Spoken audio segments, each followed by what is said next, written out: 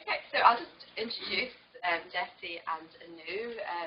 Jessie Abrahams is a research associate on the research fellow. Research fellow on the Euro Students project, and Anu is a PhD student on the same project, and we're both working on different strands of the project. And the PI is Richard Brooks of Surrey. And they're going to tell us a lot more about the project today and drawing upon the two individual strands. And you're kind of through the first year of data collection of the project. So I'll just hand over to you. Thank you. I'm going to have to stand up because I find it really weird to present sitting down, so sorry, everyone. Okay, so yeah, thanks, Nicola. So I'm Jessie and this is Anu. So yeah, we're going to talk to you about some early findings of the Euro Students project, which is being conducted at the University of Surrey. So I'm just going to tell you what we're going to do today. So first, me and Anu are together going to introduce the Euro Students project and tell you a little bit about the rationale for the study and the theoretical background, and also what we're actually doing. And then I'm going to talk to you a bit about some early findings from my strand of the project, which is looking at student perspectives, which we'll explain in more detail. And then Anu is going to talk to you about some early findings from her work looking at the media perspectives. And we were going to draw some tentative conclusions and just basically summarize. Okay, so Euro Students, what is Euro Students? It is a 5-year research project that's funded by the European Research Council, which started in 2016 in August. So we're like kind of, into the second year of the project now. And the project is like overall exploring the conception of higher education students in different countries in Europe and by different social actors. And we will expand on that in a minute, but it's broadly a qualitative project. We have some quantitative elements as well. So the rationale for the study. So we kind of started from a point of the fact that higher education is now a massively common destination for young people and people in general. 1/3 of European young people now go to higher education, and there's over 35 million students within Europe. Higher education is a really important policy tool in terms of economic development of a country and also for kind of increasing social mobility and other kind of social objectives. But we don't have any clear understanding to date of the extent to which the students, kind of understandings of the student and what it means to be a student in higher education are shared within or across nation states. So that's kind of where our project starts from, looking at trying to explore that. And this is really important in terms of the implicit and sometimes explicit assumptions that are made about common understandings of the student in Europe, which underpin, for example, initiatives to increase cross-border educational mobility and for the wider development of the European higher education area. So if we're trying to make policies that can govern Europe and European higher education, we need to understand how the education systems might differ and how what it means to be a student in different contexts is different. So in terms of the theoretical framing, our project is kind of situated within debates in the areas of sociology, education, social policy, and geography in a number of ways.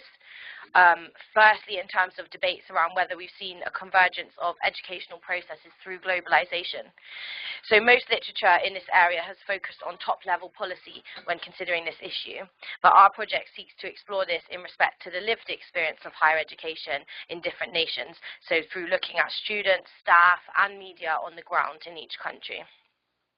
So, and we also build on literature by considering the ways in which policy is taken up, mediated, or resisted, and the alternative meanings that may be offered beyond the bounds of formal policy, and the differences within nation states as well as between them. And thirdly, we're exploring the lived experience of, through exploring the lived experience of higher education, our project engages with debates around student identities as we consider the extent to which they understand themselves or are understood by other people in various ways as, for example, consumers, political actors, future workers, and many other constructions that we're looking at in the project. Okay. So just to briefly touch on our aims and objectives. So overall, like I've already said, the kind of overall aim of the project is to generate new knowledge about social constructions of the higher education student. And we're looking at, first, we're asking how our understandings of the higher education student produced, shaped and disseminated by policymakers, the media and higher education institutions. To what extent do these understandings differ within and across European nations? How do students of different national and social backgrounds understand the role of the higher education student? And to what extent are their understandings consonant with those produced, shaped and disseminated by policymakers, the media and higher education institutions? So I'm going to hand over to Anu now, who is going to tell you about what we're actually doing about this. No, I think they said you need to have this too. So we're just going to swap it. Okay. Thank you, Jessie. Is it the red one? That one. Okay, thanks. Okay, so I'm just going to continue and then a little bit more about the project. So we have 6 European countries included in our study. Denmark, England, Germany, Ireland, Poland, and Spain. And basically, these 6 countries have been selected based on that they differ within each other in certain characteristics. And basically, the first one is the welfare regime. So these countries include social democratic, liberal, corporatist, and post-communist and Mediterranean welfare regimes. And the second characteristic is about the date of accession to European Union. So basically, Germany began being the oldest and one of the founding countries of European Union, and Poland being the newest one, becoming member in 2004. The 2 other characteristics are more related to the higher education systems within its countries. So one of them being the level of tuition fees, and this characteristic varies from having no tuition fees at all, as it is the case in Denmark, and the other extreme is England having the highest fees within these countries.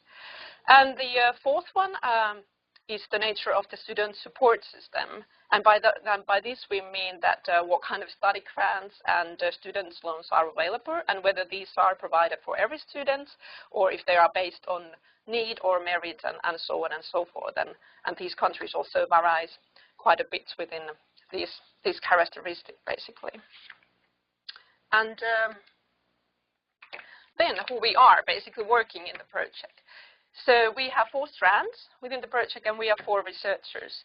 And as Nicola mentioned in the beginning, Professor Rachel Brooks, she's the leader and the principal investigator of this project, and she's in charge of the policy strand of the project. And her data consist of analyzing policy text, 16 policy documents all over and in each country, and also interviewing policymakers within each country. And then I'm a PhD student in the project, and I'm in charge of the media strand, basically looking at the media representations. My data consists of 2 national newspapers within each country, and I will explain my strand more detailed later in this presentation. And then we have the institutional strand. Our colleague and research fellow, Predrag Lacetic, he's in charge of that one. And what we have in every country, we have 3 institutions in each country selected as case studies, basically. And we sampled these institutions also based on diversity. So basically, for example, in England, we have one Russell Group University and also a Post-92 University. And in other European countries, we also include public universities, private universities, and universities of applied sciences. And Predrag is looking at the institutional perspectives. So he is analyzing institutional websites, about 10 websites in each country, and he is also conducting staff interviews within each institution. So 4 interviews in each institution, so ending up with about 72 interviews altogether. And Jessie is also a research fellow in the project, as Nicola mentioned in the beginning. And as she mentioned, she's in charge of the student strand. And so she's conducting focus groups with each student. And we do 3 focus groups within each institution. So ending up with the 54 focus groups. So as you can see, we have a very lot of data in this project, and very kind of rich data also, hopefully. And so I will hand back to Jessie, and she will talk more about the student strand and the student understandings.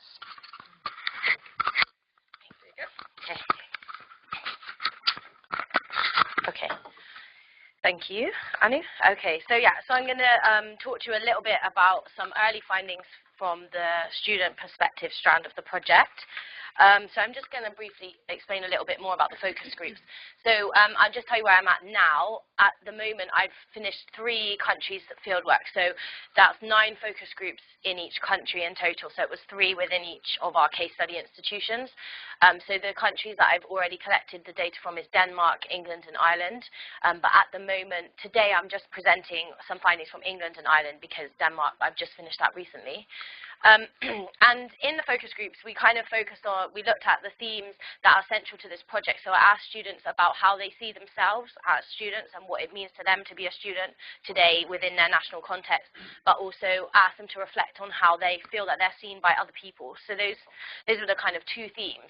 And we did that in various ways. And the first way, which is kind of a lot about what I'm going to be talking about today, was through using plasticine modeling, which, as a lot of you might know, that colleague Nicola Ingram invented as a research method.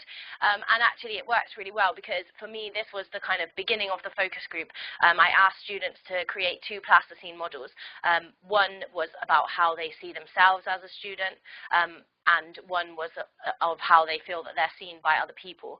And in that activity, the parameters were very flexible, and they could define which group, like when they thought how other people see them, they chose who the other people were. So I didn't say to them, you know, how do policymakers see you? I just said, how do you think other people see you? So it was very open activity, which was really good. And then we went kind of more focused. So then the focus group goes through a lot more things where we've actually asked them to talk about different groups of people. So what do policymakers think of you? What do staff think of you? And things like that. And then, you know, we gave them extracts as well from other strands, like extracts from a policy document to talk about and things like that.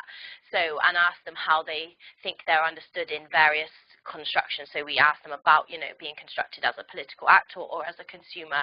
So there was a lot of more specific things. So kind of in this presentation, I'm really focusing more on the kind of open-ended part. I'm focusing on some of the responses to the plasticine in a way, because what I wanted to present is some themes that I feel are themes that kind of emerge naturally from what the students said in the first place. So before we're actually looking at their responses to kind of big themes, this is what came out quite strongly to me from their perspective. So the things that I'm going to talk about today, and there were other themes still that are really important to students, but I'm just going to talk about 3 constructions that are made of students, or that they feel are made about them. So the first one is the idea of students as hedonists or party animals. The second one is about students as hard workers. And the third one, students as consumers. Okay, I'm just going to go through these. And like I said, this is just very tentative early findings. Okay, so here is students as hedonists. So students really, this was a massive theme that came up when I asked students how they feel they're seen by other people. So there were so many plasticine models made of alcohol, drinking, and like this guy here with smoking and drinking. And yeah, this is just a sample, but I would say this is probably the biggest thing overall that came out in the greatest numbers. Was the response was this. So they feel that they're seen as irresponsible, that they're always drinking, they're really unhealthy, and like, yeah, drinking, taking drugs, so that's a massive part of student life. But this was a real issue because they felt that they're seen like this, but they didn't want to be seen like this, and they felt that this really undermined their own identities as a student, and that they had, and this is something that covered England and Ireland. Like, England and Ireland were very quite similar in a lot of respects, and in this way, this was something that was definitely a big overlap. So, but with kind of a little bit of nuance. So yeah, overall, they felt that that undermined how they saw themselves, which is much more as a hard worker, which I will come on to. But actually, those 2 kind of discourses tie really closely together, especially in England, because they would often talk about how they're seen as drinking too much, but that means that no one takes notice of how hard they work. So, for example, one student in England in a focus group says, it seems like the media always likes to get the bad sides of students, like all the partying, and that's all they want to talk about, not like what you're actually achieving or what grades you're getting. And a student in Ireland said, basically, society thinks that we're all drunkards and that's all we do with our time up in college, rather than actually seeing the work we do. And it's important, like, of course, some students, they did talk about drinking, going out, and they did say that students do this, but I think that they were quite opposed to the idea that this was a really strong construction of them and that that's what university or them as students are associated with. So it wasn't like completely not happening. It's not like it's a fake thing. Like, obviously, we all know that students drink, and this isn't something they were saying they don't do. And I think, obviously, there's issues around sampling and the type of students who were in our focus groups. It was actually very hard to find these students. I didn't find many that actually said that, yes, we are those students that go out and drink. And I did actually sample in one institution from a bar. A lot of my recruitment was actually walking around campus finding students, and I did get some in a bar. I actually had a drink with them to get them to participate. So I did find the students who were in a bar, but they did still, even them in the focus group didn't present themselves in this way. And, you know, so, okay. So just another example of this, one student in England said, definitely, my family think I'm just like wasting my time, like partying. But as well, like, I get ill quite a lot. I'm in and out of hospital all the time, and nobody will ever take me seriously. As soon as they find out I'm a student, because they always put it down to alcohol, hormones, stress, but they never actually think like, oh, you're ill. And this is something I thought was really interesting and actually quite troubling. They had a big discussion in this focus group about this, and another few students spoke about similar issues. So I think this is probably something broader that's related to young people maybe not being taken seriously, not just students. But that's actually quite worrying that they present themselves to a hospital as being ill, and usually the initial response is, you've done it to yourself, you've been drinking. They're not actually considering, okay, this student might actually have a real problem, an illness, and you know, so I think that's a bit worrying. So, yeah, and overall, like I said, I think that in England and Ireland, this theme was quite similar. The only thing I thought that was interesting that came up a little bit in a different way was that in Ireland, it seemed that they were maybe more accepting of students partying. Like, it was like, oh, you know, they're only young, they're just going to drink, like, that's okay, like, they have a drink, but they're working as well. So their narrative was more like, we're also working. Like, they had a feeling that the public and society saw them as important and working hard as well as drinking. So it's kind of more acceptable. It wasn't contrasted as much, whereas in England, it was a much more strong kind of contrast that, no, we're hard workers, and they were really rejecting this idea that that was a massive construction of them. So just one more quote on this theme. One student, so there was, like I said, so obviously students are engaged in this partying to some extent, and they spoke about the pressures of this as well. So one student in England said, reflecting on her plasticine, and she said, mine is about people looking down, because I don't drink and I don't go out at all, and people just look down on you. It's like, oh, why does she not go out and stuff? But it's cultural, so I don't go out.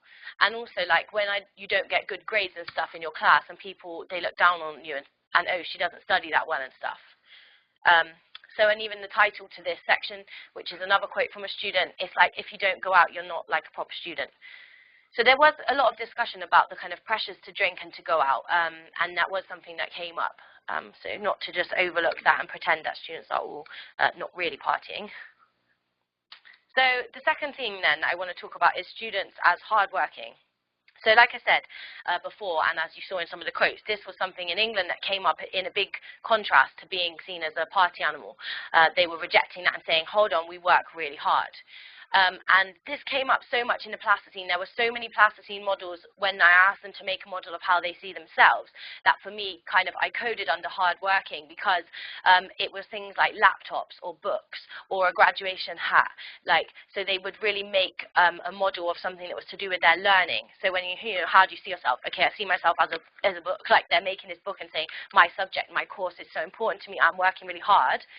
So you've got, you know, this person here with the book, or I think that's laptop actually, in the head, and this person here is working really hard at the laptop, and then you've got even, you know, this is something that's related to their course, a microscope, and so they were defining themselves in relation to their course or just working hard. And then there's the kind of flip side of that, that a lot of plasticine was made in the sense that they feel that they're constructed as lazy and not working hard. So there was a lot of beds. Beds came up a lot. They made a lot of beds. And so this is a bed here. Well, there's someone sleeping in a bed, and a lot of Zs as well. These beds came up in two ways. Beds came up partially as a kind of way of saying people think we're lazy and that all we do is stay in bed all day when we don't have many contact hours and things like that. But the bed was also symbolic of the fact that they were tired. And a lot of them talked about being really exhausted and actually working really hard and spending a lot of, like, having to sleep because they were so tired, not from partying, from studying. Yeah, so that's how beds kind of came up a lot. So just some examples. One student in England says, yeah, my parents don't take me seriously in the sense of I'm at uni. They think if I'm asleep until like 2 o'clock in the afternoon, then that's because I'm being lazy. But they don't understand that I might have had a deadline for 12 o'clock, like midday, and I was up until 4 o'clock in the morning. But that's not because I was lazy and left all my work till the last minute. But it could have been simply because of the fact that, like, I'd completed my project and then realized I did it all wrong. So I've got to start again like 48 hours before. And some more examples. So another student in England said, I think, the first thing someone thinks of when someone says student is going out, partying, drinking, being young, and not, not quite as experienced. But yeah, student means study, which, so, it's like we're trying to be the best we can and trying, get out there and do something. And again, like I said, this was a very similar thing that came up in Ireland, although perhaps not as extreme. Like I said, it wasn't such a strong thing, but they did talk about working hard. So one student says, I think students work really hard because a lot of them, actually everyone I know in college, either is working full-time during the weekend or is working some of the weekends and sometimes in the week.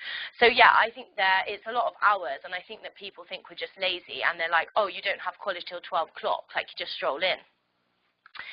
And something I thought was quite interesting is a majority of students spoke about how university or college was actually harder than they anticipated. The work was a lot harder. And I think that kind of connects with this idea of how they're constructed. So before students come to university, what they hear isn't about how hard the work is. They hear about the partying. So they were kind of like, whoa, this is a lot harder than I thought it was going to be. But the exception was that in the elite university in England that we looked at, quite a few students actually said the flip side, that university was easier than they thought it was going to be, and that kind of connects to maybe my next point, which I think perhaps those students have a different idea of what university is about. If you're going to a really elite university here, there's much more of a narrative of it being hard work. So they were more prepared for it to be hard work, and perhaps it was easier than they thought. So yeah, under this theme of hard working, there was a lot that came up in terms of a hierarchy of universities and subjects, especially in England, but actually in Ireland as well.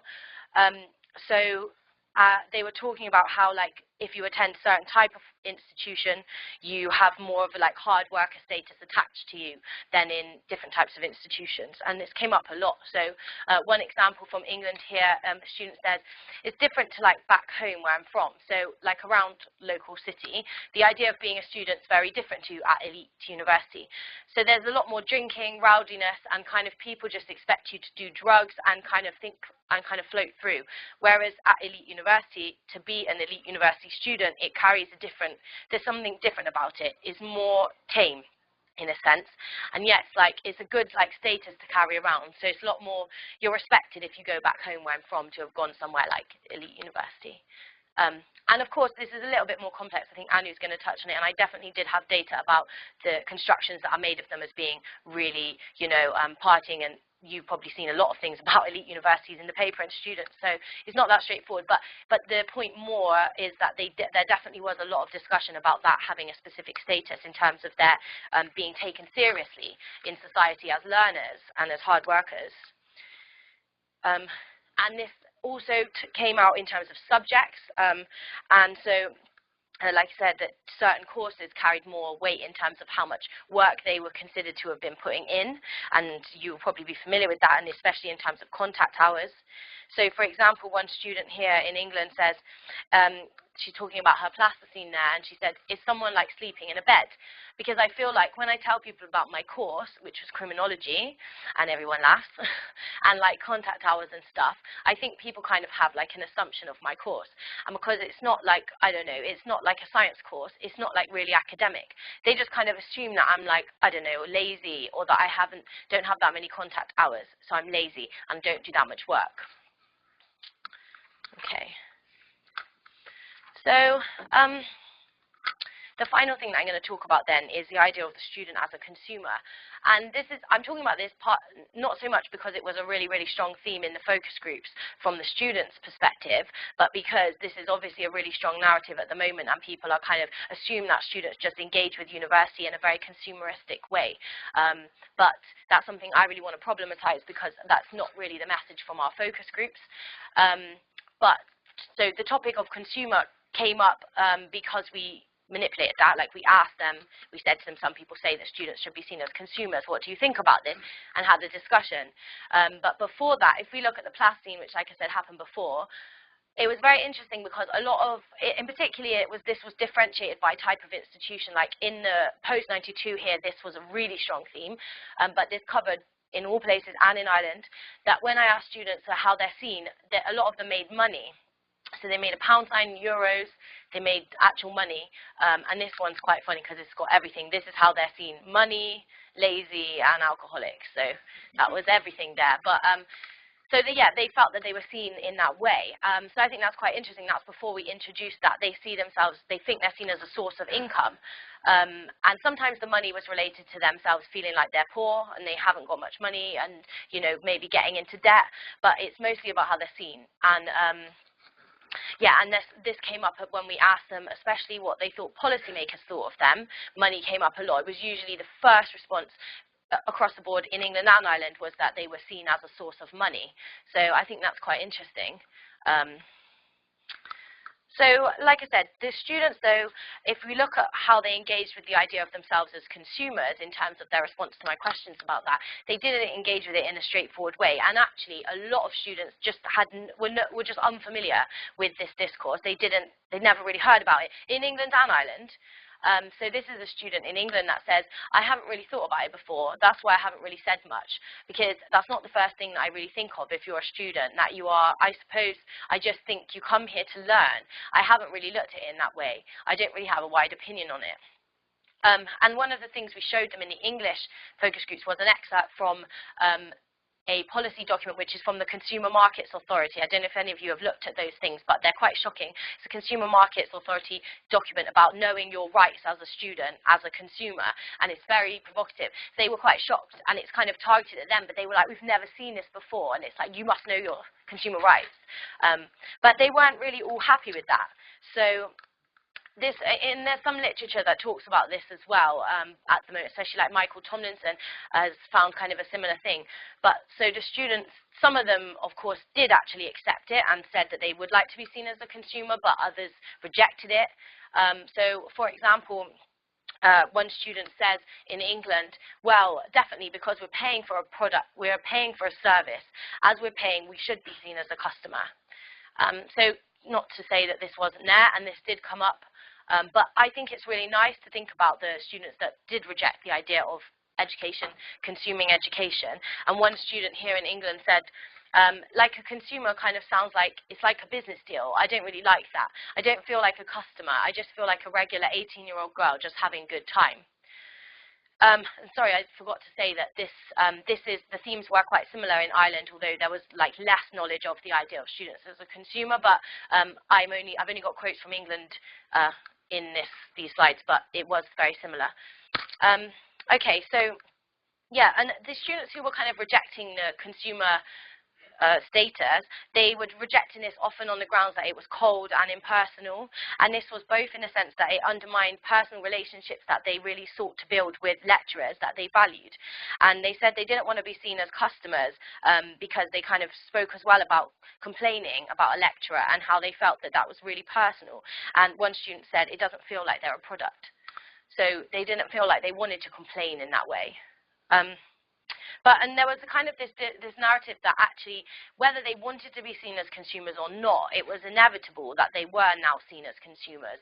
So one student says, I feel like we have to be consumers, it's just the situation we're in. So I think that was quite interesting. And the final thing I want to say about this really is that whether or not students wanted to be seen as consumers or not, or thought that they were consumers, there was a really strong theme about power, where students said that in general, they didn't think that they were afforded the same power as other sorts of consumers. So they kind of felt like it was a bit of a lie anyway. Like, if we are consumers, they didn't feel that they could actually challenge the university or anything. And part of this was because there was a big, strong narrative about being treated like children. They didn't think they were listened to. And they said, like, that they're not really given rights, even though, you know, they're saying these consumer rights. They don't feel they had any rights. They don't know how they would complain. And one of them talked about, you know, the idea of taking the university to court. Like, how would you ever win? Like, you wouldn't actually win in that situation. And they spoke about, you know, taking their custom elsewhere, you know, dropping out of university as a form of protest, but that this actually wouldn't really... it would impact the university, but they say it would impact them more in terms of their learning. So they didn't really feel, even though they were paying fees and they see that they're now seen as a source of income, that didn't translate for them directly into a consumer kind of power situation. Okay, so yeah, those were just some themes that are emerging, and I'm going to hand back over to Anu now. She's going to talk to you about some of the early findings in her strand.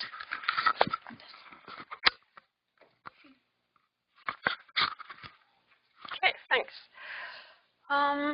Yeah, so in my strand, I'm looking at the ways in which students are represented into newspapers.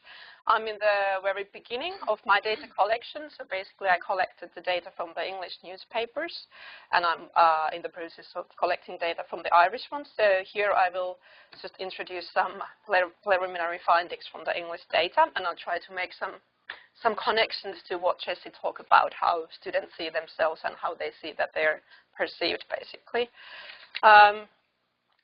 So just a few things about my data overall. So I will have 2 national newspapers from each country. The initial idea was to have a quality and a tabloid paper, so to have a comparison within the country. However, it seems like it's not possible to have these 2 types of newspapers in every country because of a couple of reasons. For example, in Spain, they don't have that kind of tabloid market that, for example, you have in England and in many other countries. And the other reason is mainly access. So, for example, in the case of Germany, I don't have access to the only national tabloid paper in Germany. It's just basically not possible in the scope of this study. So in a couple of countries, I will have 2 quality papers, but I sampled them in the way that they kind of differ from each other in terms of their political alignment and so on. So I can still look at the differences within the country also. I collect my data from 3-year period, from 2014 to 2016.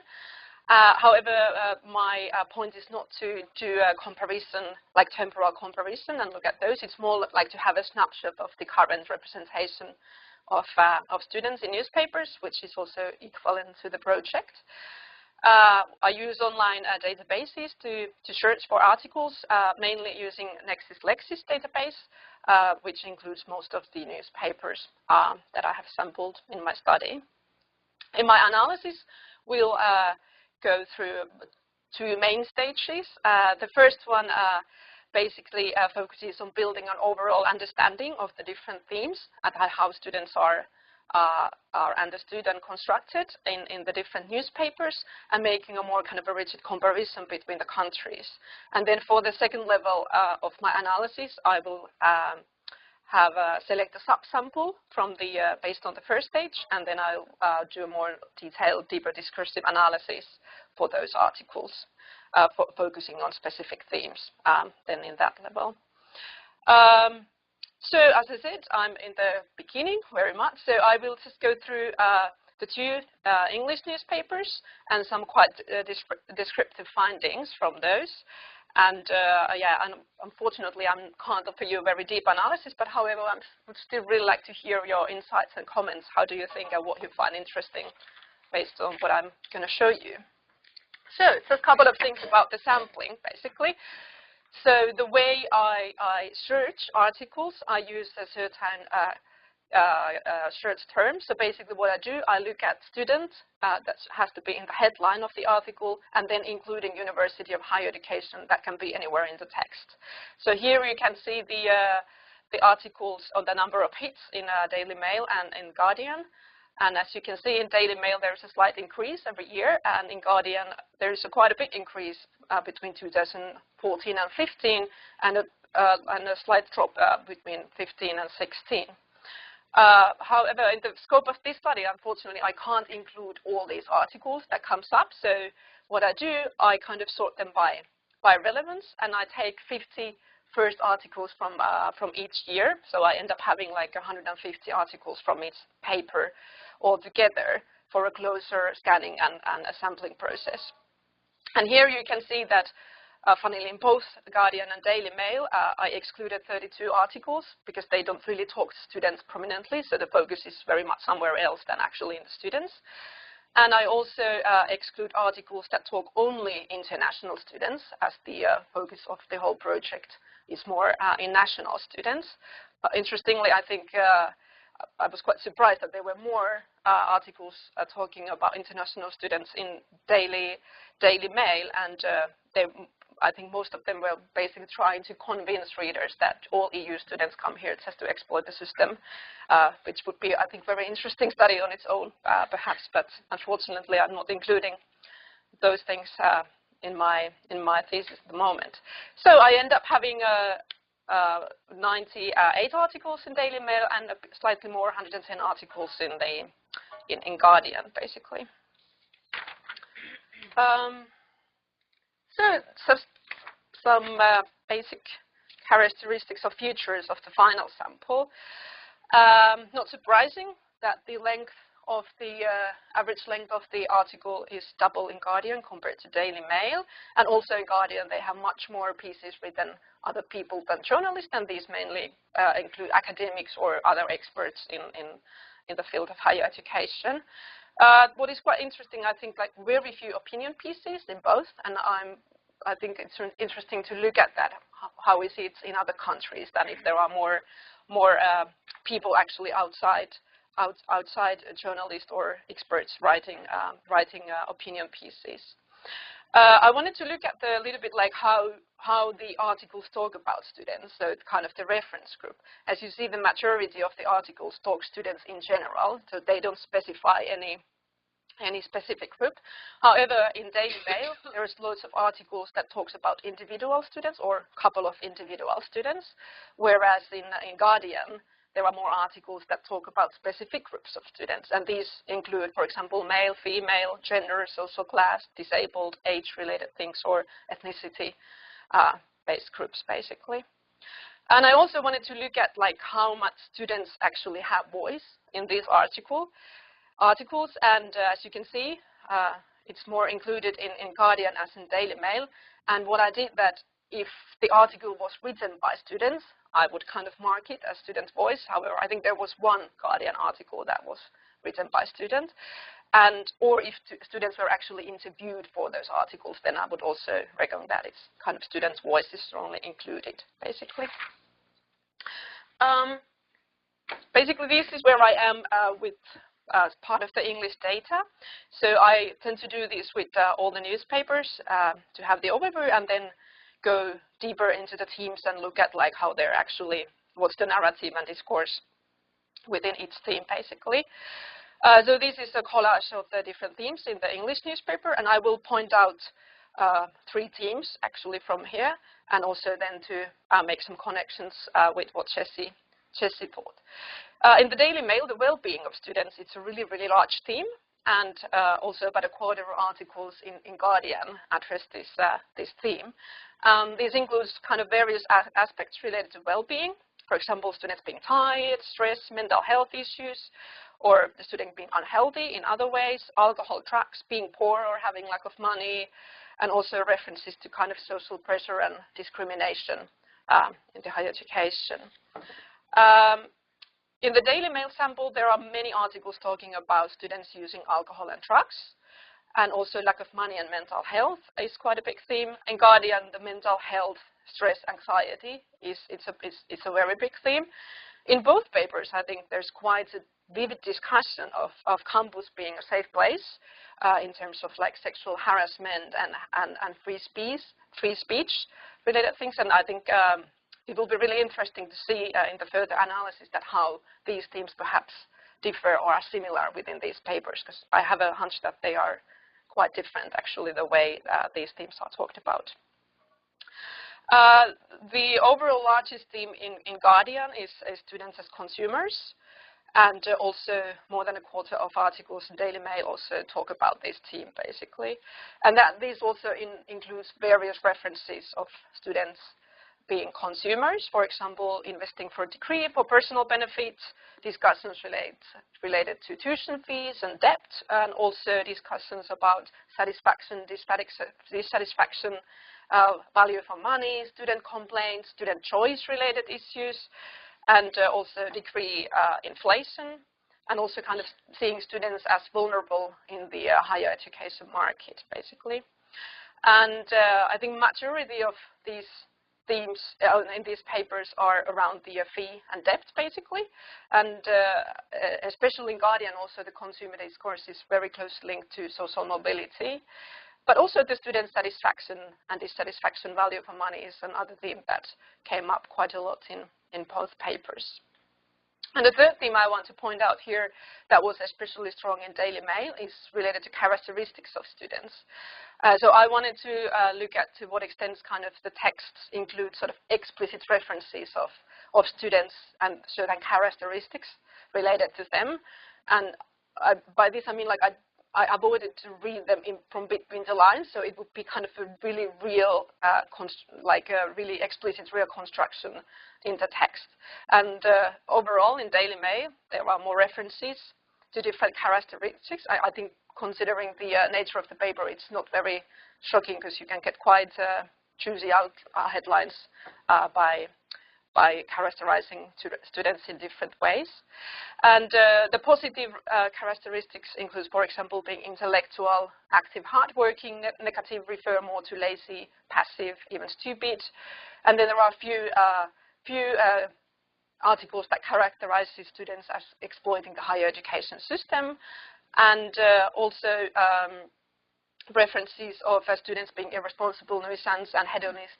I will link that to what Jessie talked about, and also a few Guardian articles talking about students being immature and somehow infantile. I won't go through the rest of the themes, but in the end of the presentation, if you have any comments or questions about them, so it'd be really nice to hear those too, basically. So, drawing some examples from the newspapers in relation to what Jessie said. So basically, especially in the Daily Mail, there are quite a lot of headlines representing students as hedonist and irresponsible, as we can see from these examples. So abusing games, beanbag outfits, our finest young students at play, and also how even ministers try to tell students and cut out the pub crawls and so on. And Jessie, I think it was interesting here that Jessie talked about the hierarchy between the universities and how kind of perhaps elite university students are seen more hardworking and so on. I think what's quite interesting in Daily Mail that if something a little bit shocking or something that could have a headline of students doing some stupid stuff or something, and if it happened in one of the elite universities, that would always be mentioned in the headline. Whereas if it wasn't at the other university, most likely they wouldn't put it in the headline where this thing happened. So it's kind of really making a case out of the elite universities and how students are really kind of hedonist and somehow irresponsible in those specific universities, basically. However, I have to say that it is not so straightforward. It's more nuanced than this, and there is also a counter discourse for this one. So there are also in Daily Mail, like Freshers Week, it says the costly waste of time, say students, and I think it's interesting relating back to what Jessie said, that not all students are drinkers and party animals and so on, but they also They also want to be seen as a very, very hardworking and so on. And just another example that who says students are lazy, and this also kind of includes a narrative of students being really active, really engaged with their studies, and also, you know, putting up businesses and all that kind of stuff.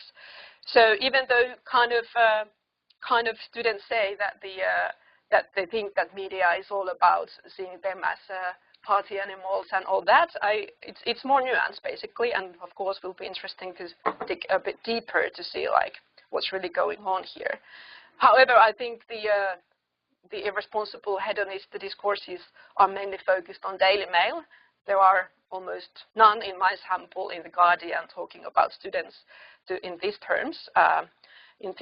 But I think it's also really interesting to see that it's not all that in Daily Mail. So there is also a counter discourse to this, basically. So then looking at the examples from the consumer discourse, and as Jessie also said, that it's a quite messy picture within the students, so it is also quite a messy picture in the newspapers, basically.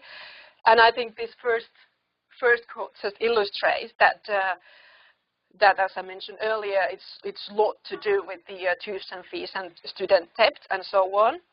And I think it's linked to what Jessie said, that it's kind of that the tuition fee and the debt discussion construct you as a student, whether you wanted it or not, so basic in that sense. And then it's not kind of seeing students as a source of money, and because you have all these fees and you are kind of for a long time, even after you graduate, you're kind of tied to the debt and having to pay it back to some extent. And another thing I think related to the consumer discourse is about the dissatisfaction and value for money. So basically, students want more contact time with teaching staff, or 2/3 of students in England feel degree cost is not good value for money, and also that the students don't know how their tuition fees are spent, basically. And I think this kind of illustrates that what Jessie also said, that students, even though they pay all that money, they think that they don't have the power or the right to kind of have the consumer rights. So basically, I think these also illustrate that students are represented in the way that universities are not really accountable for them to have an idea like what they're doing with their money, basically.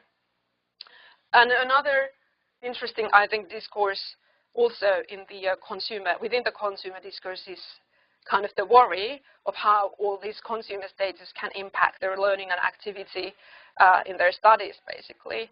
So that because they pay all this money, students may feel that their degree is going to happen without them having to do so much. And I think it was quite interesting also in focus groups that they didn't really feel like this. Perhaps they felt like other people think that it is like that, but students didn't pick up this, and at least they kind of resisted this kind of discourse of them being entitled to the degree because they pay whether they study hard or not, basically. And the consumer discourse, I think it feeds in a lot into the kind of hardworking and well-being discourse, and there is a lot articles and talk about the well-being, especially in relation to stress, anxiety, and mental health. And it seems like, or this first quote shows like how there is increasingly students are struggling with these kind of problems, and it's kind of related to the fact that they need to kind of succeed, and they need to do lots of work in order to find their place in the future and so on. And I think the growing anxiety and stress, it's also leads sometimes to extreme means, basically, to using drugs or even to the worst scenario, which is kind of committing a suicide, because the pressure is so hard, basically, to be successful and to compete within the university, basically.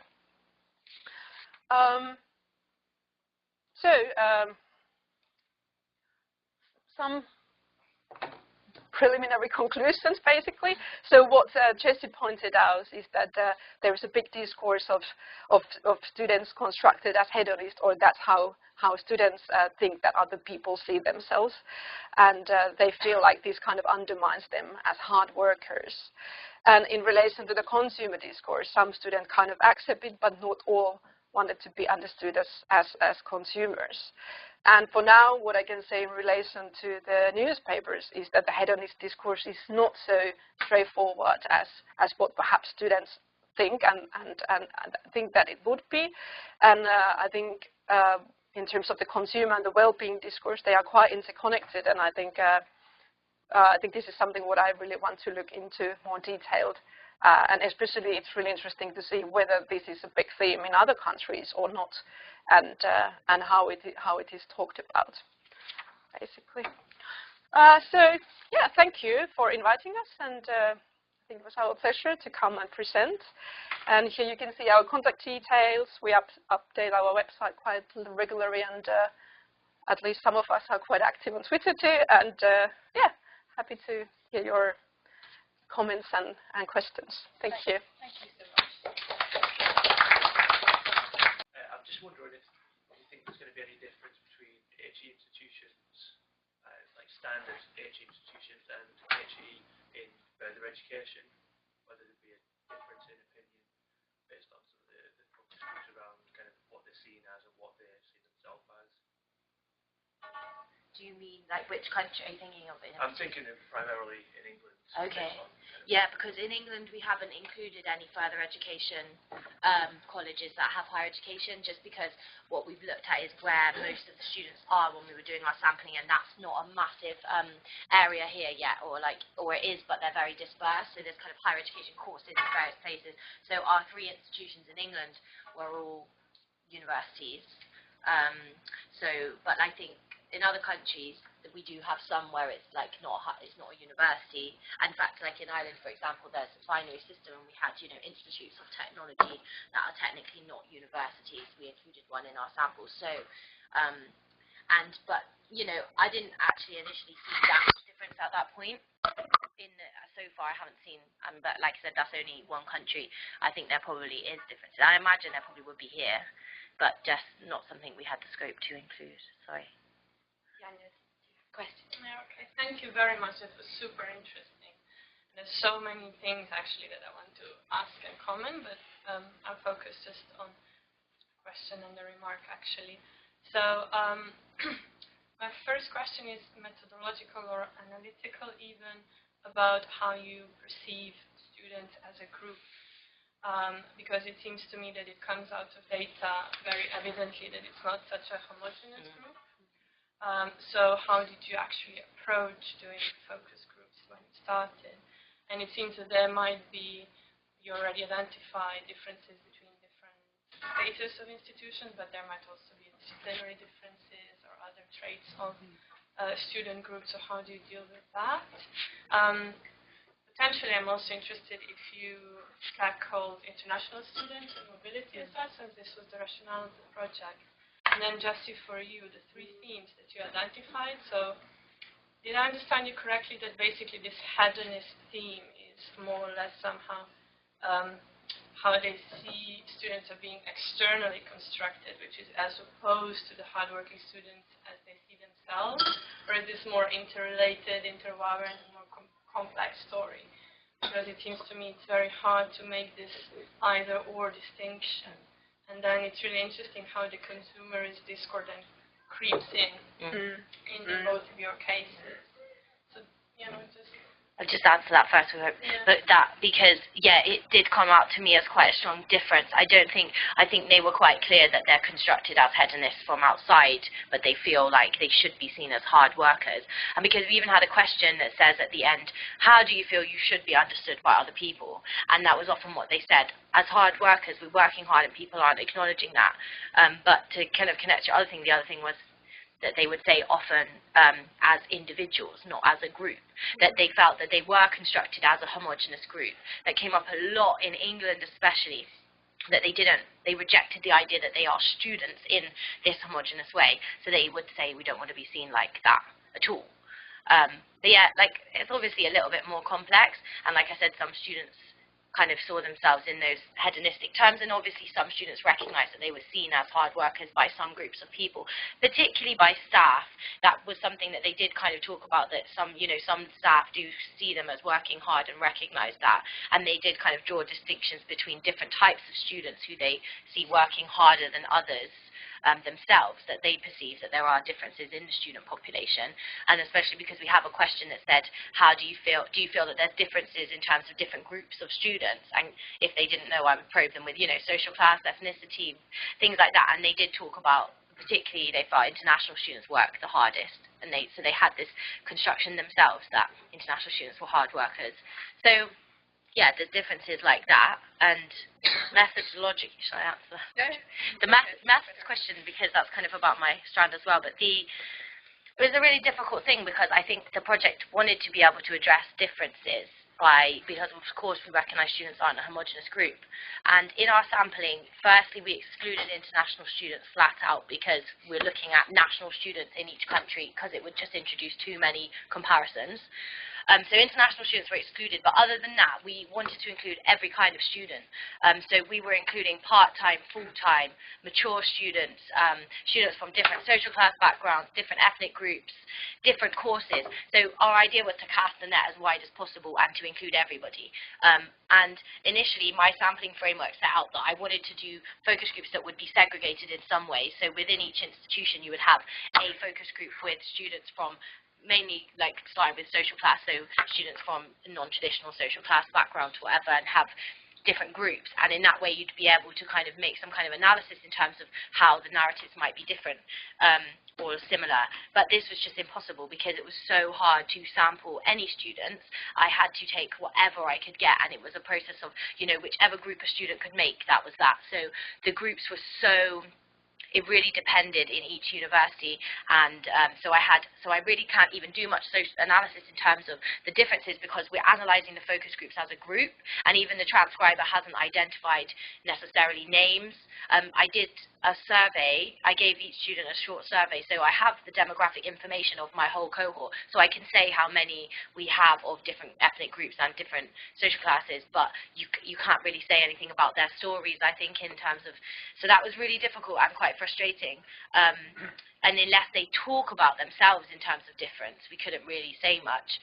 And in terms of subjects, again, we really, really tried. That was something we pushed really hard, was to try to have a mix in terms of subjects, especially trying to be representative of a university itself. So, if they really have loads of students in this discourse, this subject, we wanted to get them. So, of course, because of the nature of higher education, and especially in Ireland with the binary system, each institution is very different in terms of the students I was presented with. So in my Institute of Technology in Ireland, I had a lot of kind of social work, education students, and so the subjects, were very dependent on the institution I was at.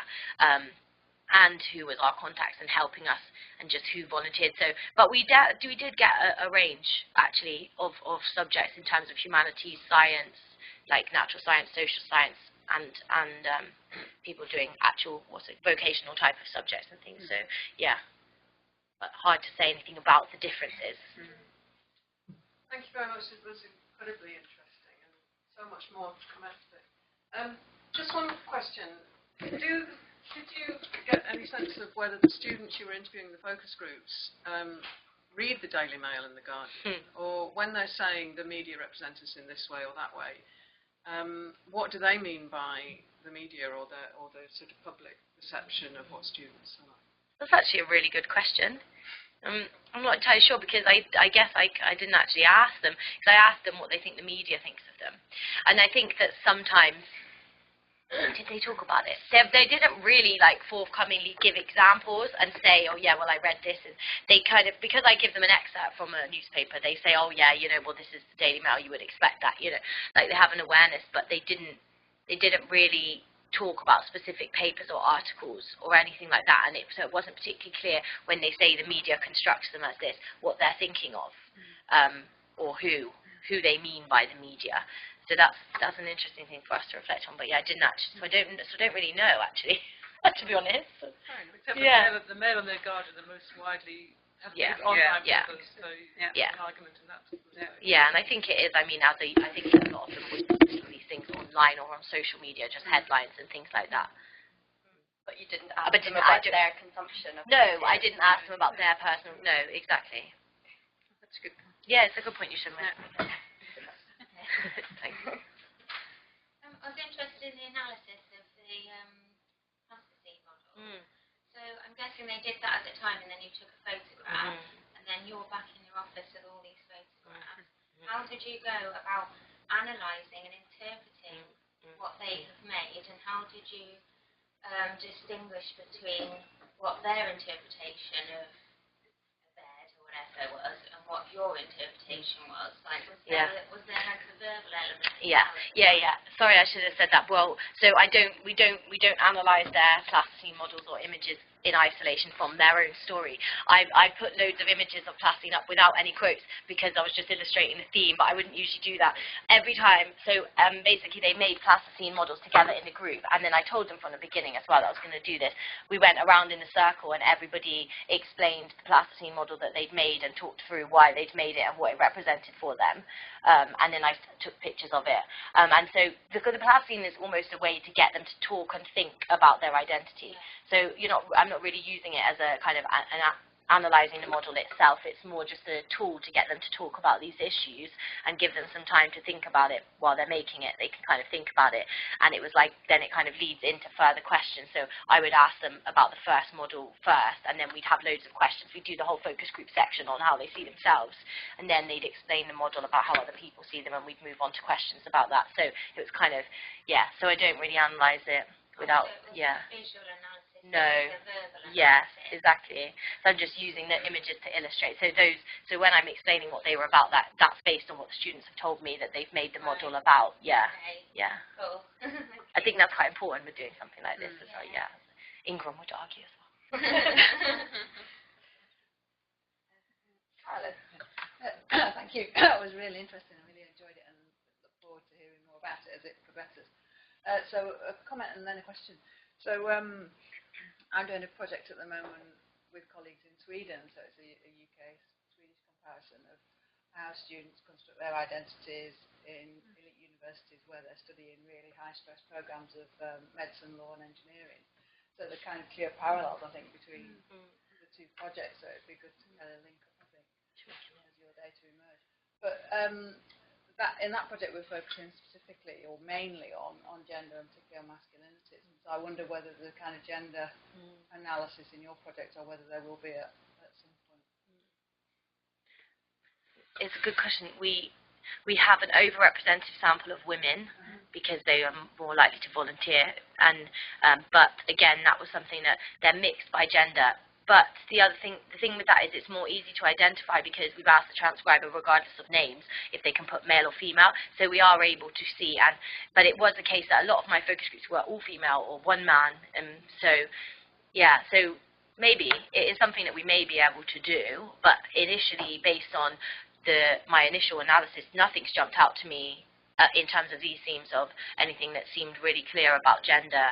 But I'm sure there's probably things in there that, I can look at. And they talk about gender and violence and stuff as well. And there's a lot of discussion in the focus groups about that in terms of sexual harassment and things. The themes that relate to gender issues in higher education do come up in the group. So, yeah. There's another link because I'm doing a writing at the moment around sexual harassment and violence in HE. Yeah. It'd be good to talk more. Yeah, for sure. Yeah. I think in the media it was quite... especially, also actually in Daily Mail, but even more in Guardian, that you could see that the amount of articles related, that kind of increased year by year.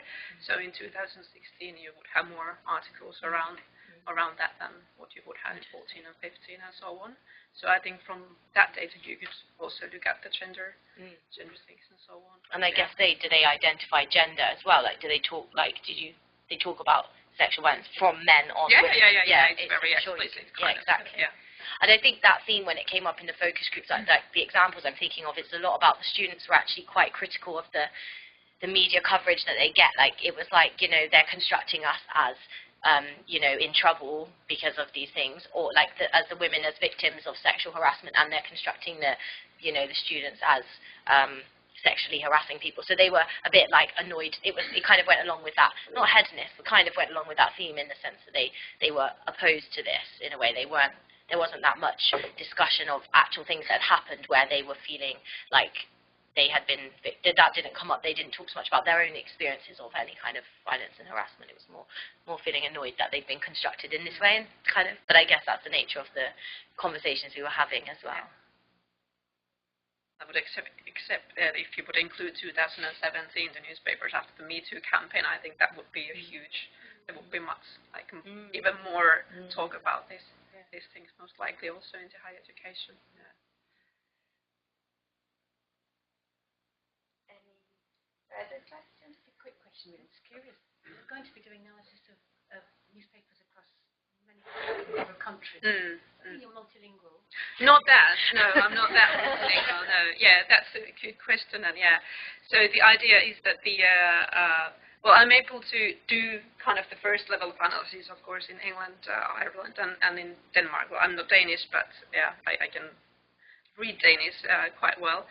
And then the idea is to have for the first stage analysis, because it's impossible, basically. Well, it's not impossible, but we don't have that generous funding that I could translate all the other articles.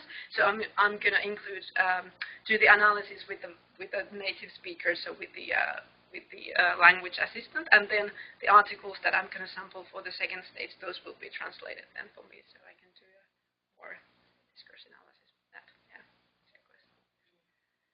And that's just while we're talking about language, to point out that I didn't say that, but of course I'm not. The focus groups, it was kind of. We were originally going to try and do the focus groups in English. I can only speak English, but we've decided that that's really bad. It's just not going to be possible. I did the focus groups in English in Denmark, and even that was difficult. Like especially now I've looked at the transcriptions, I've really been shocked at how unclear some of the parts are. But when I was there, it felt fine. So in Spain, Germany, and Poland, the focus groups will be conducted in students' native tongue. So then we'll have them translated afterwards, and then be analysing. So yeah.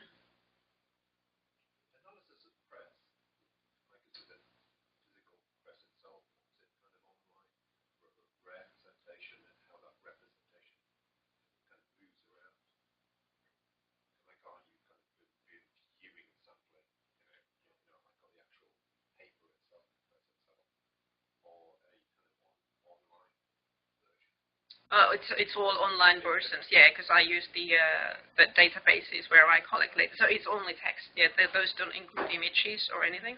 So basically, I'm only analyzing text. Yeah, to that extent. Yeah, that's a really good it would be.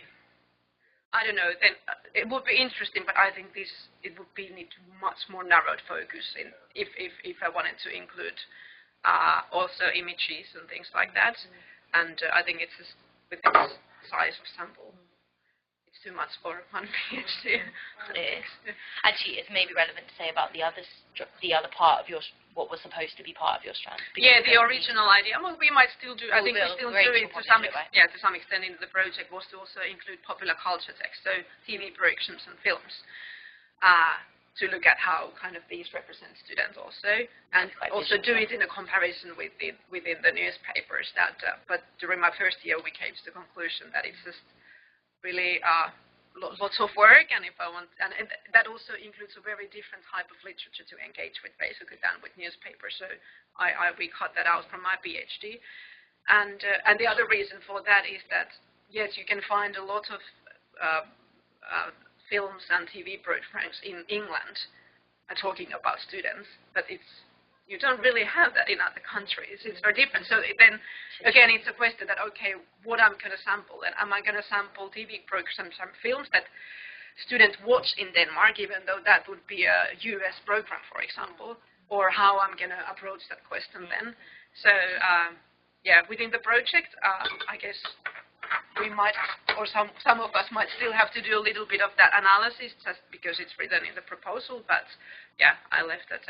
We cut it out from my thesis. Yeah. Notion of sort of a media for a student, so say to a middle-aged, let's say, to a very different thing.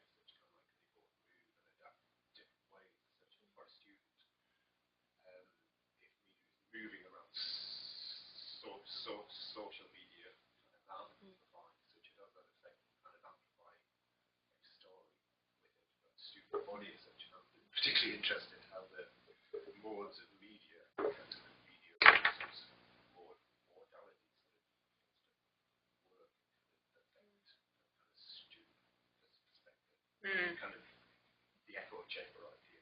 Yeah. So one story appears after a certain event, essentially, that potentially gets replicated, moved, and so on. So that it's particularly interesting kind of Yeah. field.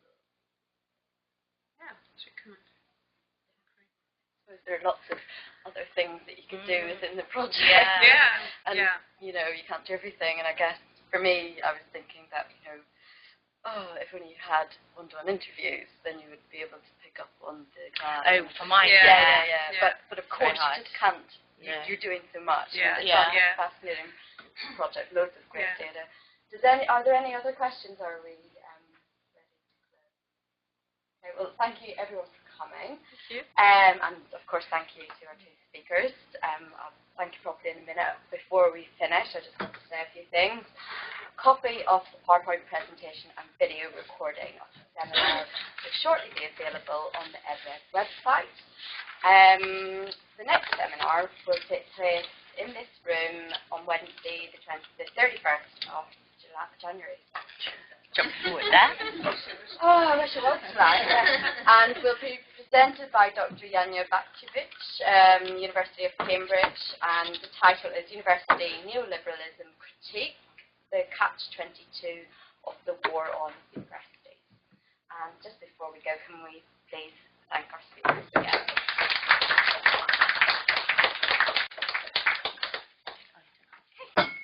Thank you for inviting us.